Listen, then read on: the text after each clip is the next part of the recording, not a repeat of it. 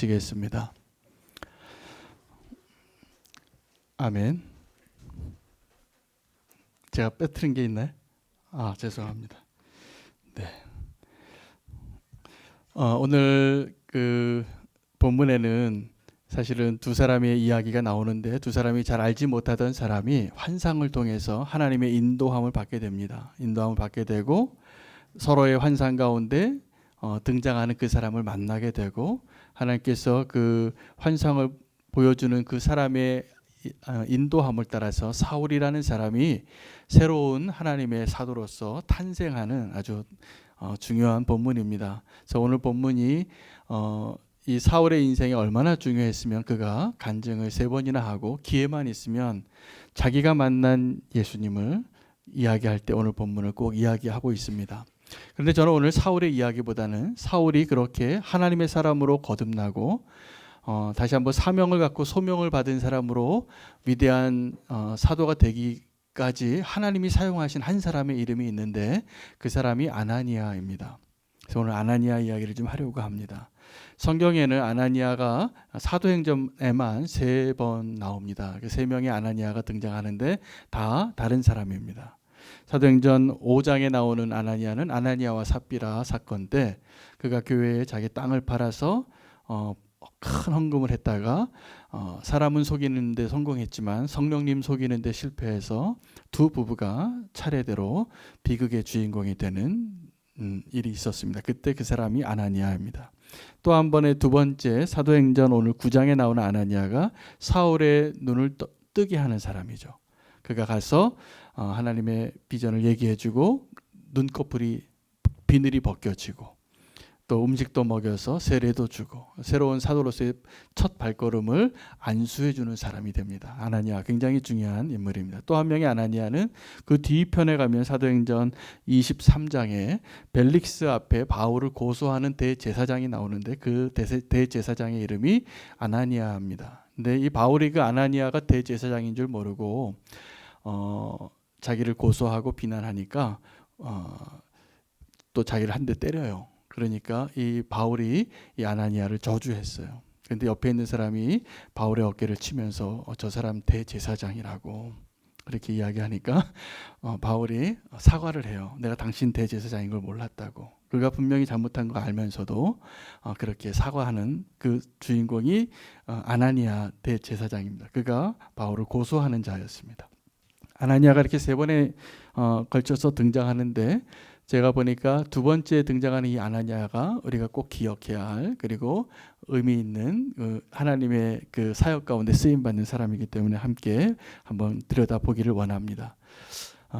하나님께서 그냥 사울을 그 다메섹 도상에서 사울아 사울아 네가 왜 나를 이렇게 핍박하느냐, 나는 네가 핍박하는 예수라, 네가 발길질하는 게 너무나 가시에 걸려서 고생이니까 이제 나를 좀 그만 괴롭히고 이제 나를 위해서 내가 너를 사용하겠으니 나를 따르라, 아니면 내가 보내는 곳으로 가라, 이러면 되실 텐데 그렇게 하지 않으세요.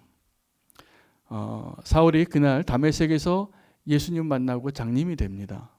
식음을 전폐합니다. 그리고 땅바닥을 기어가는 자와 같이 그 엎드러져 있는 그 사울을 한 사람에게 비전을 보여주는 거죠. 환상을 보게 해서 그를 다시 한번 사명의 사람으로 세우는데, 쓰임받는 데까지만 아나니아가 쓰임받아요. 다시 아나니아가 등장하지 않아요. 이 사울이라는 사람을 안수하고 사울이라는 사람을 위대한 하나님의 도구로 세워주는 데까지만 하고 그의 역할이 끝나는 것 같아요. 근데 굉장히 훌륭한 일을 합니다. 이렇게 완벽하게 하나님께 쓰임받을 수 있을까 싶을 정도입니다. 그가 왜 아나니아가 그럼 이렇게 쓰임 받을 수 있었을까를 우리가 한번 생각해 봐야 할 것 같습니다.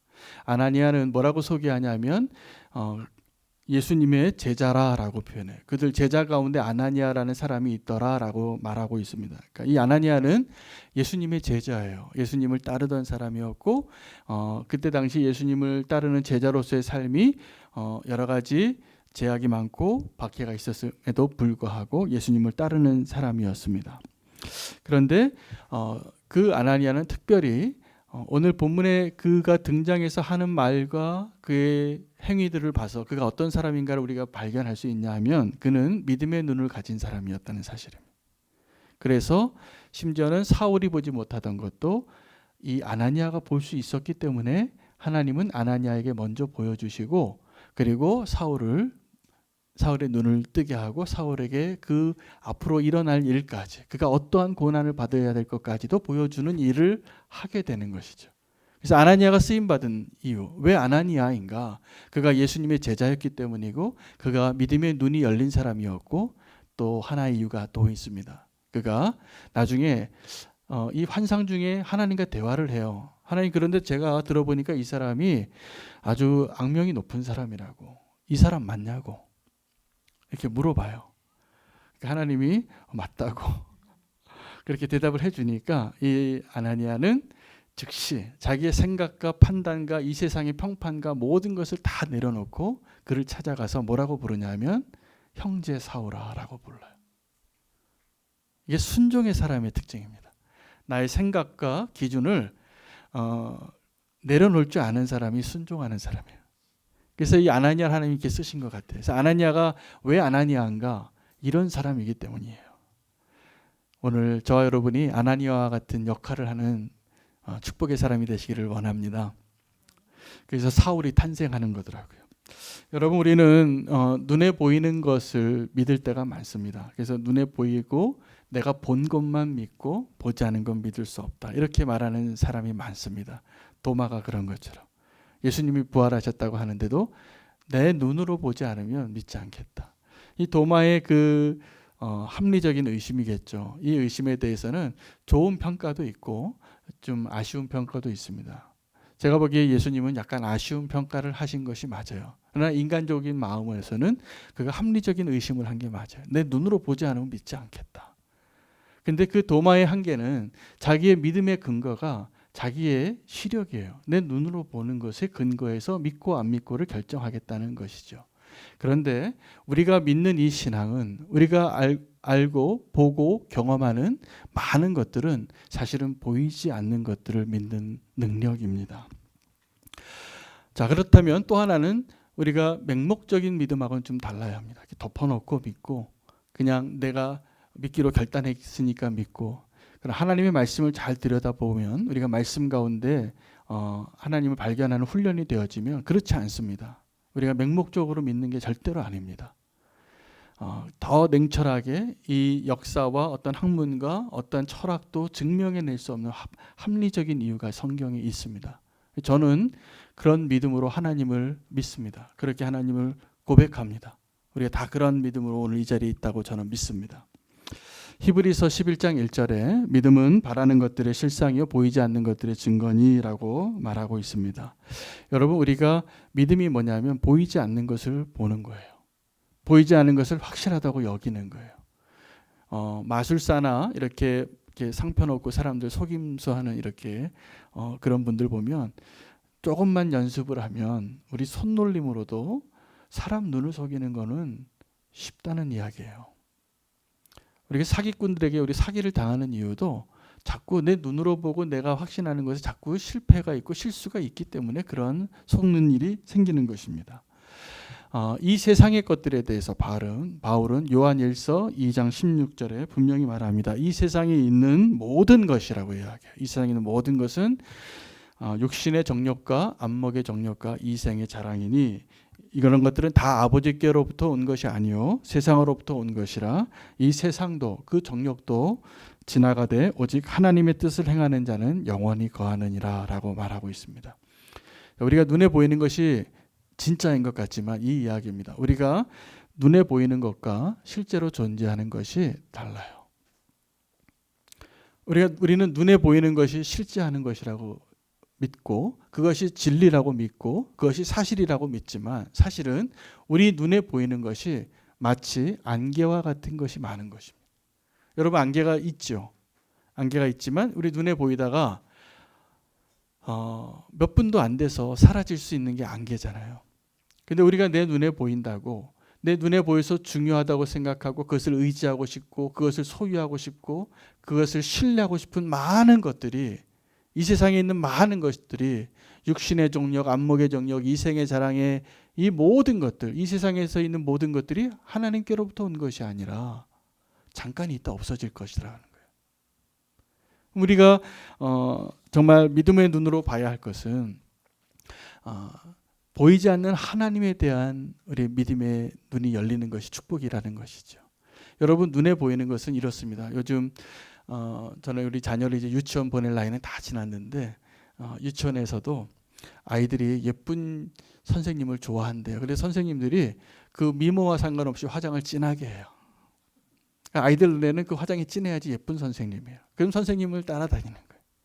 제가 꽤 오래전이죠. 아주 오래전에 제가 선교사가 돼서 터키에서 이스탄불에서 선교사 오리엔테이션을 처음을 받았습니다. 그때 그 오리엔테이션을 받았던 건물이 한 3, 4층 되는 건물인데, 그때 이제 선임 선교사님이 이제 그 3층 정도 되는 그 높이에서 선교사님들 이렇게 모아서 세미나라고 오리엔테이션을 해주시는 거예요. 그래서 터키는 이런 것이다. 그래서 기억하기로는 그때 터키 돈 얼마를 이렇게 주더라고요. 우리나라 돈 한 몇만 원 돈 되는 돈인데 그 돈을 주면서 무조건 가서 물건을 한번 사보라는 거예요. 그때 한번 경험해보는 그 문화 경험을 해보게 한 거죠. 근데 그때 제가 기억이 남는데, 그때 오리엔테이션 하다 쉬는 시간에 창밖을 이렇게 봤는데 그 건물 밑에가 찻집이었어요. 찻집이었는데 터키는 이슬람 국가들이 대부분 그런데 남자들이 낮에 주로 차 마셔요. 그 커피숍, 이렇게 찻집에 쫙 한 남자 한 30명이 앉아 있더라고요. 이 지금 인도에 해당하는 거기에 이렇게 좌판에 의자와 테이블을 놓고 남자들이 구렛나루가 이렇게 다 있죠. 대부분의 남자들이 한 30명이 이렇게 앉아 있는데, 제가 그 찻집 위에 3층에 있는데 그 건물 건너편에 한 여자가 지나가요. 근데 이슬람 국가임에도 불구하고 터키에는 현대적인 의상을 입고 다니는 여성과 이 모든 몸을 감싸고 이렇게 다니는 여성이 함께 공존하는 도시예요, 이스탄불이. 그런데 그때 한 현대식 옷을 입은, 딱 달라붙고 미니스커트로 아주 세련된 옷을 입고 지나간 한 여인이 그 건물 반대편에서 지나가는데, 제가 너무 재밌는 그 광경을 봤어요. 이 30명의 고개가 동시에 그 한 여자를 바라보면서 같이 움직이는 거예요.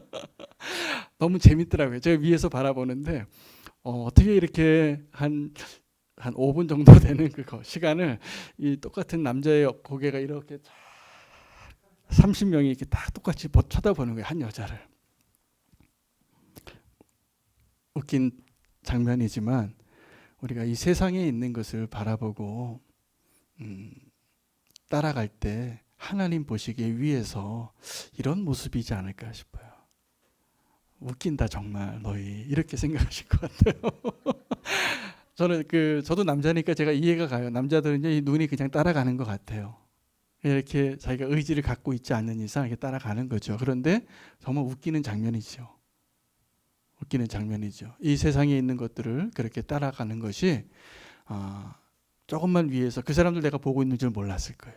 근데 하나님 보시기에도 우리가 이 세상에 있는 것들, 육신의 정욕, 안목의 정욕, 이생의 자랑을 따라가면서 이렇게 고개 돌리고 사는 것이 어쩌면 아주 비슷하게 보일지도 모르겠습니다. 오늘 그 아나니아가 사울이라는 사람을 새롭게 거듭나게 하는 데 있어서 하나님이 사용하신 축복의 방식이 뭐냐면 환상이라는 거예요. 근데 이 환상이 누군가에게는 보이고 누군가에게는 보이지 않는 어떠한 장면이고 어떠한 형상이고 어떠한 내용입니다. 여러분, 우리 성경에도 계시록과 묵시록이라는 것이 있어요. 요한계시록이 있죠. 다니엘서 같은 경우 이런 게 다 묵시록이라고도 하고 계시록이라고도 하는데, 영어로는 이게 전혀 반대적인 의미를 가지고 있어요. 계시록이라는 의미는 하나님이 보여주신다는 거예요. 그러니까 하나님이 마지막 때의 것을 보여주시는 거거든요. 그런데 이 선지서 가운데 많은 문서는 하나님이 그 선지자들이 예언했던 그 내용들을 그때 당시에 핍박받던 그 통치자들한테 그 내용을 은유로 또 감추기 위해서 이 계시록을, 이 묵시록을 기록하고 보존해 왔다는 사실입니다. 그러니까 이 계시록, 하나님이 이 환상을 통해서 보여주시는 데는 두 가지 목적이 있어요. 이 계시록에는 첫 번째 목적은 보여주는 것이고 두 번째 목적은 가리는 거예요. 은유도 마찬가지예요. 예수님께서 비유의 말씀을 많이 말씀하셨는데 이것은 너에게는 깨닫기를 원하여서 이렇게 비유의 말씀을 풀어주지만 저들에게는 아니니라 이렇게 말씀하셔서 비유의 이야기를 하는 거예요. 천국에 대한 이야기 많이 비유로 말씀하셨어요. 무슨 말씀이냐면 너희는 보아야 하고 누군가는 지금 안 보인다는 사실이에요. 자, 그런데 이 하나님께서 이 사울과 아나니아를 이 환상이라는 하나님의 계시라는 어떤 비전이라는 여러 가지 표현이 있을 수 있는데 정상적인 이 육신의 시력으로 보이는 그러한 내용이 아니었던 것이죠. 그런데 일단 놀랍게도요. 우리가 이 하나님이 보여주시는 믿음의 눈이 열리지 않으면 이 환상이 보이지 않고 이해가 되어지지 않습니다. 또 지금도 우리가 이미 분명히 존재하지만 보이지 않는 존재가 하나님이에요. 사탄이에요. 영적인 존재죠. 또 있습니다. 여러분 우리가 별로 관심을 가지고 의지를 가지고 보려고 찾아보려고 다가가지 않으면 보이지 않는 사람들이 있는데 소외된 사람들이에요. 소외된 사람들은요. 우리가 찾아가서 이렇게 믿음의 눈으로 보려고 사랑의 눈으로 보려고 찾아가지 않으면 우리가 일상생활하는데 보이지 않아요. 그 사람들은 다 숨어서 지내요. 존재하는데 이 시대에 함께 살고 있는데 네, 하나님께서 우리에게 믿음의 눈을 열어주실 때 하나님도 보여주시고 소외된 자도 보여주시기를 원합니다. 이것이 우리 교회의 사명이 되기를 원합니다. 오늘 제가 이 사도행전을 보면서 오늘 사울과 아나니아가 어떤 관계냐면 사실은 전혀 상관이 없는 사람이에요. 만나본 적도 없고 소문으로만 들었던 사람이고 이 사울은 아나니아라는 사람을 알았을까요? 몰랐을까요? 네, 몰랐습니다. 그런데 이 사울이 하나님께 환상의 메시지를 듣는데 놀랍습니다. 하나님이 아나니아를 부를 때도 이렇게 윤호야라고 이렇게 육신의 음성으로 부르신 게 아니에요. 사무엘 같은 경우는 엘리의 집에 사무엘아라고 부르니까 이 사무엘이 육신의 음성으로 들리니까 엘리에게 찾아갔거든요. 그러니까 엘리가 부른 적이 없다. 난 자고 있었다. 세 번째 이제 엘리가 이전에 하나님 만났던 그 경험으로 그래서 하나님이 부르시는 것 같으니까 그러면 주여 주의 종이 여기 있사오니 말씀하시오. 이렇게 대답하라고 알려주는 거죠. 그런데 이 아나니아는 그 육신의 음성으로 들은 게 아니라 환상 중에 하나님을 만난 거예요. 환상 중에 아나니아야 그랬더니 아나니아가 대답합니다. 주여 내가 여기 있사옵나이다. 여기 있사오니. 그래서 그 대화 가운데 이제 이 환상 중에 하나님과 이야기하는 것이죠. 이 아나니아가 그 환상 중에 어떤 내용을 그러면 들었냐면 이 직가라는 그 곧게 길이 펴져 있는 스트레이트 스트릿이에요. 이게 곧은 거리에 가면 그 유다의 집에 가서 다소 사람 사울이라는 사람을 찾으라. 그리고 그가 지금 기도하고 있을 것이다. 그 이야기를 환상 중에 들은 거예요. 이 아나니아는 믿음의 눈이 열린 사람이라는 거죠. 근데 놀랍게도 이 두 사람은 전혀 상관없는 사이인데 환상 중에 또 환상을 이야기해 주세요. 뭐라고 얘기해 주시냐면 하나님이 아나니아 그 사울이 아나니아라는 사람이 자기에게 찾아와서 안수하는 환상을 보았느니라라고 얘기해 주시는. 자, 그러니까 아나니아의 환상 중에 사울의 환상까지 이야기해 주시는 거죠. 그럼 이걸 풀어낼 사람이 누구예요? 아나니아죠. 제가 지난주에 우리 며칠 전이죠. 3일 전에 우리 2주년 감사 예배를 드렸잖아요. 그래서 우리 지난해에 파송했던 많은 교우들이 또다시 방문하셔서 너무나 감사했는데 한 집사님이 오셔서 저에게 안수기도를 해달라고 하시는 거예요. 안수기도를 하시는데 그분이 뭐라고 얘기하시면 저에게 안수기도를 해달라고 부탁을 하셨냐면 목사님 어젯밤 꿈에 한윤호 목사가 자기에게 안수하는 꿈을 꾸셨다는 거예요. 그래서 안수를 해달라고 진짜 부탁을 하셔서 제가 안수해드렸어요. 저 자초지정을 다 모르는데 이분이 그런 환상을 보셨다고 그런 꿈을 꾸셨다고 하니까 제가 제 역할을 해야 되잖아요.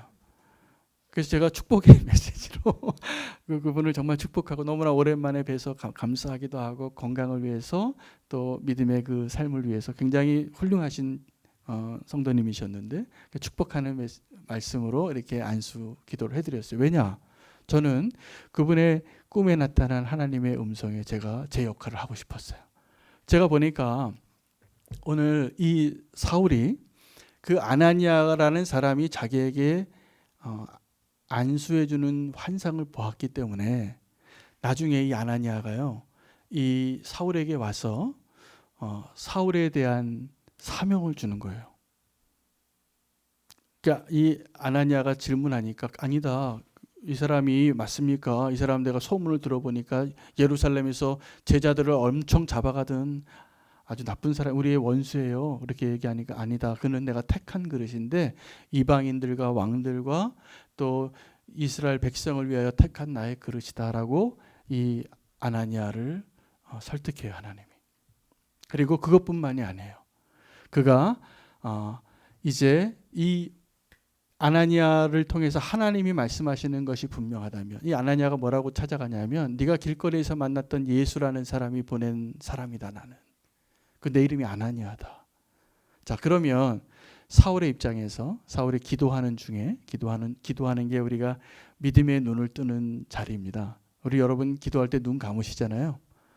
내 눈에 보이는 것 좀 눈 감으시는 게 하나님의 환상을 보기에 더 좋아요. 그래서 기도할 때 눈 감는 거예요. 우리 잡념도 없애고. 제가 어떤 선교단체에서 처음에 훈련 받는데 눈 뜨고 기도하는데 익숙하지가 않더라고요. 거기서 눈 뜨고 기도하시더라고요. 근데 우리가 눈 감고 기도하는 것은 정말 하나님께 내가 믿음의 눈으로 보는 것에 더 집중하기 위해서요. 보이지 않는 것을 보기 위해서요. 내 마음을 다 드리기 위해서 집중하기 더 용이하니까. 사울이 그렇게 기도하고 있을 때 그가 보았던 환상대로 아나니아라는 사람이 찾아왔을 때 그 아나니아라고 하는 사람이 하는 말을 믿었을까요? 안 믿었을까요? 믿었을 거예요. 자기가 지금 환상 중에 하나님이 보여준 환상, 하나님은 지금 이 사울이라는 사람에게는 거기까지밖에 보여줄 수가 없는 거예요.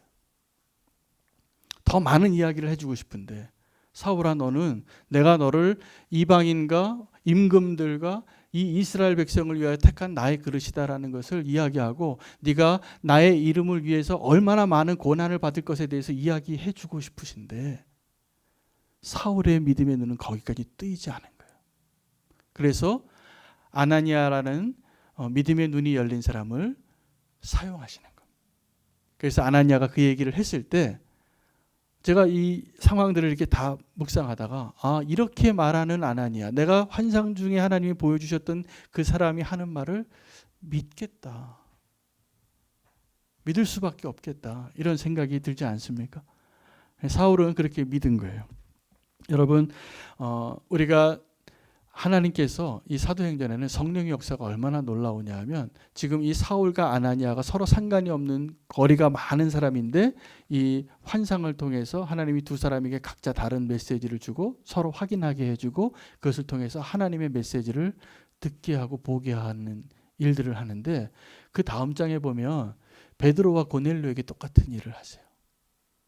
베드로에게 환상을 보여주고 이방인에 대한 선입견을 일단 벗기는 일까지만 하고요.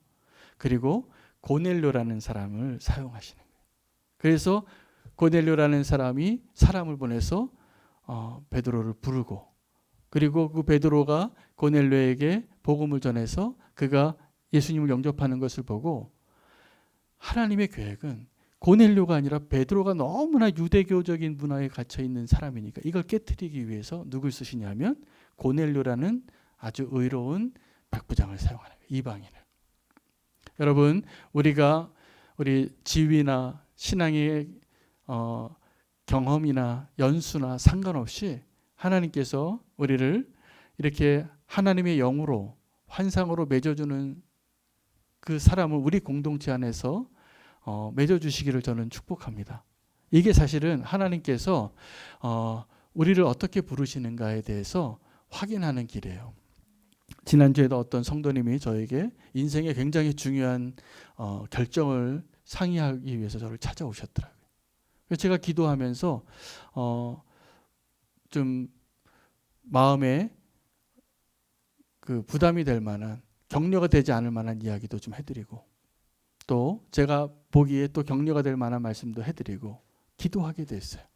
자, 우리가 오늘 이 자리에서 사울이 하나님의 소명을 발견하는 그 방식 그대로를 우리가 오늘 다시 한번 확인하는 그 하나의 조건으로 확인하셔도 좋을 것 같아요. 자, 사울이 자기의 사명을, 소명을 확인하기에는 믿음의 눈이 너무나 아직 열리지 않은 사람이었기 때문에 하나님이 누굴 사용하셨냐면 아나니아를 사용하신 거예요. 근데 이 아나니아에게 하나님 주신 메시지가 이겁니다. 그는 이 사울이라는 사람은 이방인과 임금들과 이스라엘 백성을 위하여 택한 나의 그릇이다. 자, 여기 사명이 분명히 어떻게 확인이 되어야 되냐면요. 나를 부른 자가 누군지를 알아야 돼요.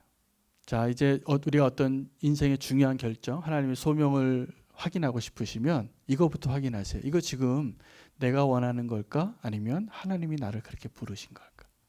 하나님은요, 이 사울을 자기를 막 박해하는 사람이었는데 이 사울을 향하여 뭐라고 부르셨냐면 내가 택한 그릇이라는 거예요. 그러면 사명자로 산다는 것, 소명자로 산다는 것은 그 소명의 자리가 누구인가를 확인하기 이전에 먼저 이 지금 부르심이 나에게로부터 온 건지 아니면 하나님께로부터 온 건지 확인하십시오. 누가 나를 불렀는지. 그것이 첫 번째 확인할 조건입니다. 두 번째는 내가 누구에게로 보냄을 받았는 거예요. 자, 사명에는 어떤 구체적인 대상이 분명해요. 이 사울이라는 사람은 다른 예루살렘에 있는 많은 사도들과 다르게 그를 이방인이라는 첫 번째 타겟을 주셨어요. 물론 거기에는 오늘 자세히 보시면 이방인들과 임금들과 이스라엘 민족들이라고 나옵니다. 그러니까 사실은 이 바울 사도는 단지 이방인들만을 위하여 사역한 사람이 아니에요. 하나님의 계획 안에는. 그는 나중에 이 로마 시민권을 사용해서 실제로 하나님 부르신 대로 왕들 앞에서 엄청 많이 변증을 합니다. 오늘 이 사건을 이야기합니다. 그날 이 다메섹 도상에서 만났던 예수님 만났던 그 사건을 사도행전 23장, 26장에 또 얘기해요. 재판정에서 자기 변론할 때.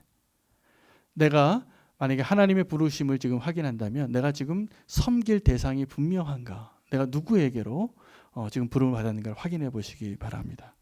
세 번째는 이겁니다. 이게 제일 중요해요. 나는 대가를 지불할 수 있는가요? 제가 사명을 확인하려고 제가 이전에 있던 선교단체에서 청년들을 많이 만났습니다. 근데 청년들이 다 이 첫 번째, 두 번째가 분명한데 세 번째가 분명하지 않은 경우가 많았어요. 뭐냐면 대가를 지불할 준비가 되어 있는가. 이것은 분명히 예수님께서도 이렇게 이야기하셨습니다. 제자를 부르면서 예수님의 제자를 부르실 때 너희가 나의 제자가 되려면 이렇게 해야 된다는 거예요. 미리 계산해 보라는 거예요. 전쟁을 하러 나갈 때 내가 지금 얼마나 많은 대가를 지불해야 되는지를 계산해 보라. 내가 지금 성을 쌓는데 집을 짓는데 얼마나 많은 비용이 드는가를 계산해 보라. 그럼 제자로 부름받고 또 주님 앞에 이 사명자로 소명을 받는다는 것은 내가 지불할 대가가 얼마인가를 정확하게 알고 계산하고 시작해야 돼요.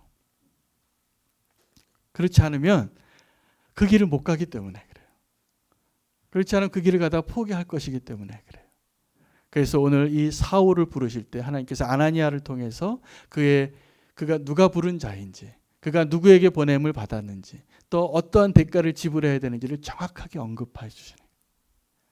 우리의 사명을 확인하고 싶으시다면 오늘 이 본문을 기억하시고 꼭 확인해 보시는 조건으로 손을 이렇게 꼽아 보셔도 좋겠습니다. 그리고 나서 제가 보기에 사울은 믿음으로 아멘 했을 것 같아요.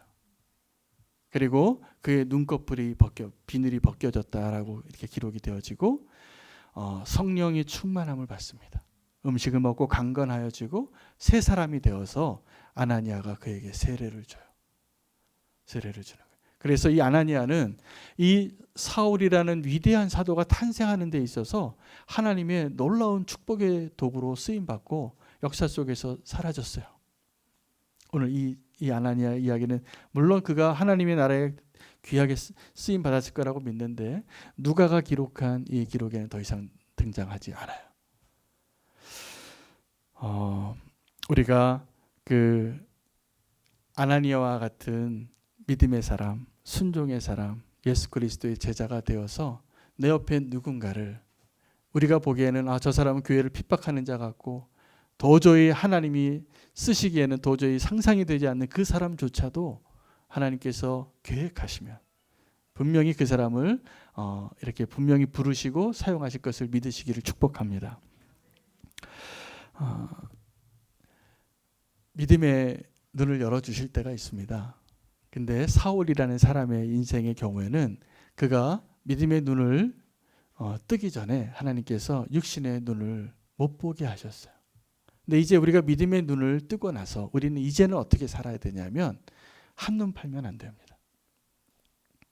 그래서 믿음의 주요 온전케 하시는 이인 예수 그리스도를 바라보라 라고 얘기했을 때 그 바라보라는 우리의 눈을 주님께로만 고정하면 된다라는 거예요. 우리의 두 눈을 주님께로만 고정하면 우리의 믿음의 여정이 넉넉히 갈 수 있습니다.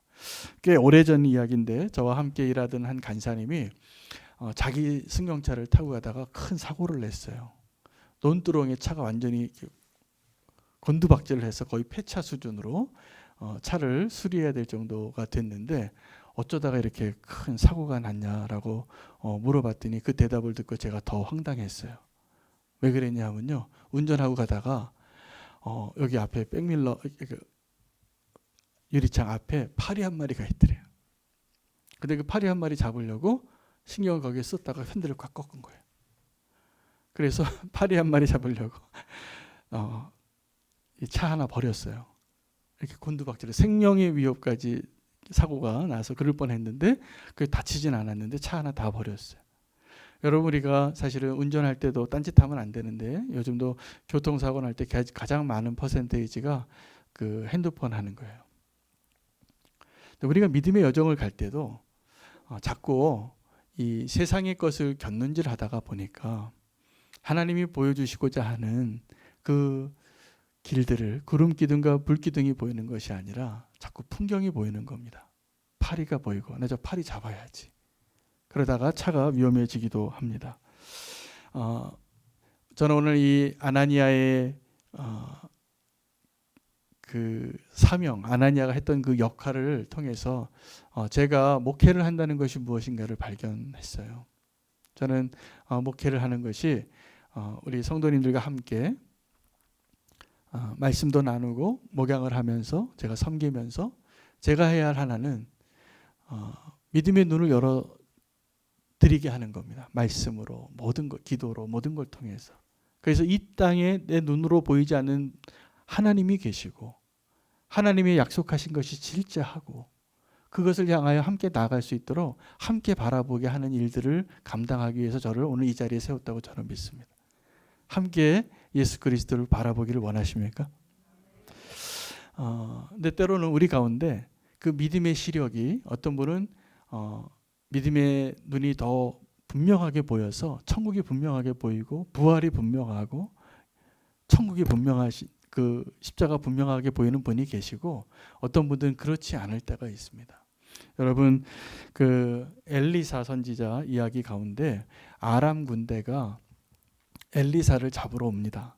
근데 왜 잡으러 오냐면 이 이스라엘과 아람이 오랜 전쟁을 하는데 아람 군대가 매복 작전을 하고 기습 작전을 하고 정면 승부를 하고 어떤 작전을 쓰더라도 이스라엘이 대비를 너무나 잘하는 거예요. 그리고 우리가 이 아람 군대 아람의 왕이 이렇게 얘기합니다. 우리 가운데 분명히 스파이가 있다. 그러니까 그 사람 중에 한 사람이 이렇게 얘기합니다. 아닙니다. 왕이시여. 저 이스라엘에는 엘리사라는 사람이 있는데 왕이 침소에서 하는 얘기까지 다 알고 이스라엘 왕에게 고합니다. 그 사실을 알게 되고 아람 왕이 딱 한 사람만 잡으러 오고 전쟁을 시작해요. 그래서 이 산에 엘리사와 사환이 있는데 수많은 아람 군대가 한 사람 잡으러 이렇게 이잡듯이 올라왔습니다. 그러니까 이제 그 엘리사의 사환이 이렇게 얘기합니다. 스승님이요, 우리 큰일 났습니다. 그러니까 이 엘리사가 이 사환에게 이야기합니다. 염려하지 말라. 지금 우리와 함께하고 있는 군사가 저들이 함께하는 군사보다 더 많으니라. 걱정하지 마라. 그리고 기도를 해요. 주여, 원하건대 그의 눈을 열어서 보게 하옵소서. 그게 정말 눈이 열립니다. 눈을 열고 보니까 불말과 불병거가 이 아람 군대보다 훨씬 많은 숫자로 아람 군대를 에워싸고 있는 거예요. 여러분, 저는 가끔 어떤 마음이 들 때가 있냐면 성도님들 가운데 저보다 믿음이 더 좋은 성도님을 만날 때가 있고요. 어떨 때는 이 기도가 나올 때가 있어요. 주님, 원하건대 그 집사님의 눈을 좀 열어주시옵소서. 그 집사님의 눈을 좀 열어주시옵소서. 그리고 정말 믿음의 눈으로 좀 보고 살 수 있게 해달라고. 제가 오늘 그 기도할 겁니다. 그 믿음의 눈을 여셔서 지금 우리와 함께 하시는 하나님, 그리고 나를 에워싼 대적보다 더 많은 하나님의 군대가 우리를 지켜주시고 함께하고 계심을 믿고 나아갈 수 있는 하나님의 축복을 함께 누리실 수 있으면 좋겠습니다. 오늘 아나니아와 사울의 모습을 보면서 제가 소망이 하나 생겼는데, 우리 교회가 함께 믿음으로 바라볼 수 있는 믿음의 공동체가 될 수 있으면 좋겠습니다. 그래서 우리가 때로는 어떤 사람은 장님과 같이 벽을 더듬고 가야지만 갈 수밖에 없는 연약한 가운데 있을 때도 믿음의 눈을 가지고 있는 성도님이 그의 손을 좀 잡아줘야 돼요. 그리고 아나니아가 되어줘야 돼요. 나중에요, 아나니아보다 100배, 1000배 일을 하는 사울이 됩니다. 이 사울은 정말 그 아나니아의 그 도움을, 나중에 천국 가면 아나니아가 그렇게 얘기할 것 같아요. 내가 사울 눈뜨게 해준 사람이에요. 그 자랑거리가 될 것 같아요. 예수님을 만났던 제자 가운데 요한복음 1장 46절에 빌립이 예수님을 먼저 만나죠. 그래서 예수님이 메시아인 걸 알게 되고 자기 형제 그 나다나엘을 부르러 갑니다. 가서 예수님 만난 걸 설명을 해야 되겠는데 다 못해서 이렇게 딱 한마디예요. 와서 보라. 와서 보라. 여러분, 우리 안에 저는 우리 교회가 제가 이렇게 노방 전도도 해보니까 별로 효과적이지 않더라고요. 그래서 이게 휴지도 여러 번 구입을 해서 전도지도 해서 이렇게 했는데 복음을 선포하는 데는 굉장히 의미가 있지만 그거 가지고 교회 찾아오신 분이 아직 2년 동안 없는 것 같아요. 제가 어떤 마음이 드냐면 우리가 전도하는 데 힘쓰는 발걸음 꼭 하기를 원합니다. 어떤 모습으로도. 그런데 그것보다 우리가 먼저 준비해 놔야 되는 겁니다. 어떻게 준비해야 되냐 하면 와서 보라라고 말할 수 있는 공동체가 먼저 돼야 돼요. 그렇지 않습니까? 그게 안 되는데 와서 보라고 하라 그러면 뭐예요? 보여주면 실망만 할 텐데. 근데 우리가 이제 와서 보라라고 말할 수 있는 자가 되려면 우리 안에 예수님이 분명히 보여야 합니다. 내가 먼저 예수님을 보고 있어야지 사람들에게 와서 와서 보라. 여기에 계신 하나님을 좀 보라. 여기에 계신 예수님을 좀 만나보라. 그럴 수 있는 교회가 되어야 한다고 저는 믿습니다. 그래서 우리가 먼저 해야 될 것은 지금 우리와 이 자리에 함께 하시는 예수님이 보이십니까? 느껴지십니까? 믿으십니까? 아마 보인다고 얘기하면 제가 무슨 환상 보냐고 또 오해하실까 봐 믿어지시냐고 물어볼게요. 우리와 함께 하시는 예수님 믿어지십니까? 눈에 안 보이시잖아요. 근데 하나님의 영이 우리와 함께 하심을 믿으십니까? 그것을 우리가 느끼고 고백할 수 있어야 사람들에게 가서 와서 보라라고 할 수 있는 거예요. 근데 그 사람들은요, 아나니아가 봤을 때 사울의 수준처럼 아직 믿음의 눈이 열리지 않은 사람일 가능성이 높아요. 우리가 먼저 아나니아가 되어야 합니다. 내가 먼저 믿음의 눈이 열리고 내가 먼저 순종의 사람이 되고 내가 먼저 예수 그리스도의 제자가 될 때 하나님이 저와 여러분을 통해서 위대한 사울과 같은 사람을 분명히 세우실 거라 믿습니다. 그래서 내가 사울 되라는 말은 안 드릴 테니까 우리가 함께 아나니아 되기를 축복합니다.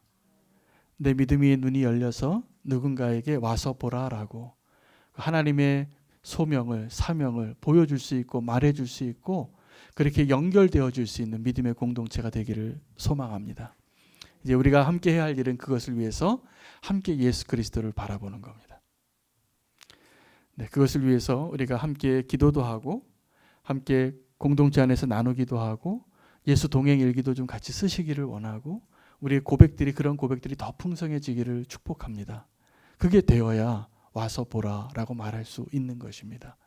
제가 보니까 그러면 전도가 저절로 되겠어요. 구원의 역사가 저절로 일어나겠어요. 그것이 준비가 안 되는데 자꾸 사람들이 교회에 자리를 채우는 것이 전도인 줄 알아요. 그래서 우리가 전도하기 전에 먼저 우리와 함께 하시는 그 성령님, 우리와 함께 하시는 그 하나님을 볼 수 있는 믿음의 눈을 열어달라고. 하나님 우리와 함께 하십니다. 지금 이 예배 가운데 우리가 누구에게 예배하는 겁니까? 살아계신 하나님이십니다. 오늘 그 하나님 우리와 함께 하십니다. 그것이 보여지고 경험되어지고 만져지고 느껴지고 냄새로 느껴지기를 원합니다. 하나님 우리와 함께 하십니다. 그래서 우리가 그 예배의 자리가 그래서 사모되어지고 그렇게 하나님께 더 나올 수 있기를 축복합니다. 오늘 결론으로 말씀드리면 믿음으로 하나님 우리의 눈을 보여주실 때 그때 쓰임받을 수 있는 저 여러분 되기를 원합니다. 아나니아가 되게 해달라고 결단하기를 원하면서 기도하겠습니다.